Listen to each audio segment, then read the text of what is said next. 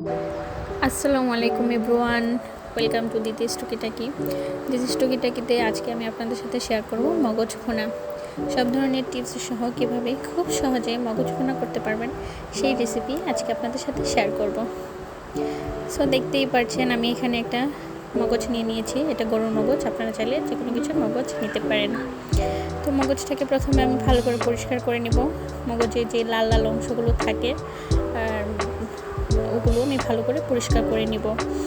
তো পরিষ্কার দেখতেই পাচ্ছেন আমি কীভাবে করছি, আপনারাও ঠিক সেম প্রসেসে পরিষ্কার করে নেবেন। পরিষ্কার করা হয়ে গেলে আমি মগজটাকে হাত দিয়ে চটকে নিব, যেন দলা দলা না হয়ে থাকে। খুব ভালোভাবে চটকাতে হবে। চটকানো হয়ে গেলে মগজটাকে আমি একটা সাইডে রেখে দেবো অ্যান্ড চলে যাব রান্নার প্রসেসে। সো না টেনে ফুল ভিডিওটি দেখতে থাকেন। আমি এখানে প্রথমে একটা কড়াই বসিয়ে দেবো এবং কড়াইতে হাফ কাপ তেল, সাথে 3টা করে এলাচ, লবঙ্গ, দারচিনি এবং তেজপাতা দিয়ে দিব হাফ কাপ পেঁয়াজ দিয়ে ভালো করে গরম মশলার সাথে ভেজে নিব। এতে করে রান্নায় সুন্দর একটা গ্রান আসে। এখন হাফ চা চামচ লবণ দিয়ে পেঁয়াজটাকে ততক্ষণ পর্যন্ত ভাজবো যতক্ষণ না পেঁয়াজটা হালকা ব্রাউন কালার হয়ে আসে। দেখতেই পাচ্ছেন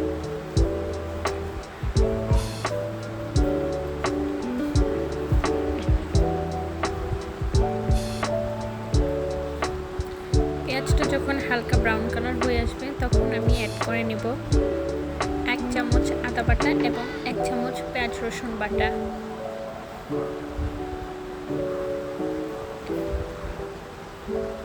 অল্প একটু পানি দিয়ে আদা বাটা এবং পেঁয়াজ রসুন বাটা ভালো করে কষিয়ে নিব।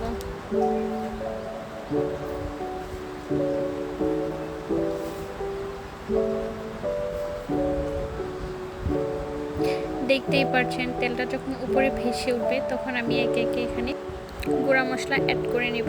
আমি প্রথমেই দিব 1.5 চা চামচ ভাজা জিরা গুঁড়া, 1.5 চা চামচ হলুদ গুঁড়া, 1.5 চা চামচ মরিচ গুঁড়া এবং 1.5 চা চামচ ধনিয়া গুঁড়া।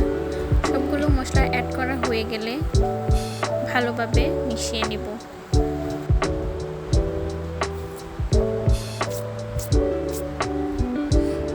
ততক্ষণ পর্যন্ত অপেক্ষা করব যতক্ষণ না তেলটা মশলার উপরে ভেসে আসে।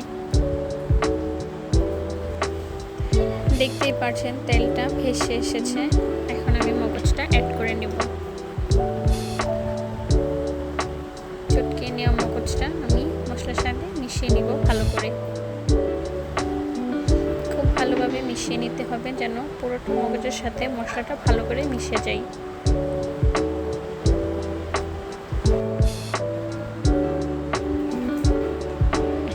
মেশানো হয়ে গেলে অল্প একটু পানি দিয়ে দেব, আবারও ভালোভাবে নাড়াচাড়া করে নিব।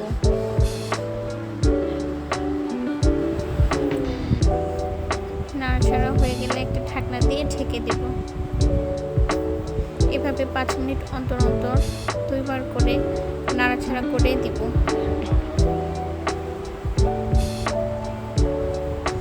15 মিনিট পর দেখতেই পাচ্ছেন মগজটা প্রায় রেডি হয়ে গেছে।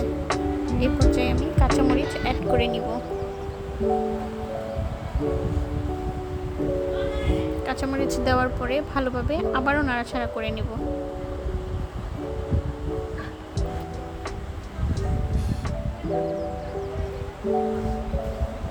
এখন ঠিক এরকমভাবে ততক্ষণ পর্যন্ত নাড়াচাড়া করব যতক্ষণ না পানিটা একেবারেই শুকিয়ে আসে।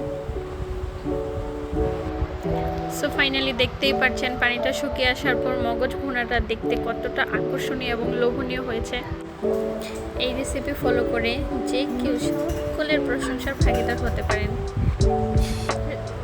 রেসিপি ট্রাই করতে ভুলবেন না এবং অবশ্যই আমাকে কমেন্ট করে জানাবেন কেমন হলো। সো রেসিপি ভালো লাগলে সবার কাছে আমার রিকোয়েস্ট থাকবে আমার চ্যানেলটাকে সাবস্ক্রাইব করে রাখবেন এবং লাইক দিয়ে পাশে থাকবেন। ধন্যবাদ।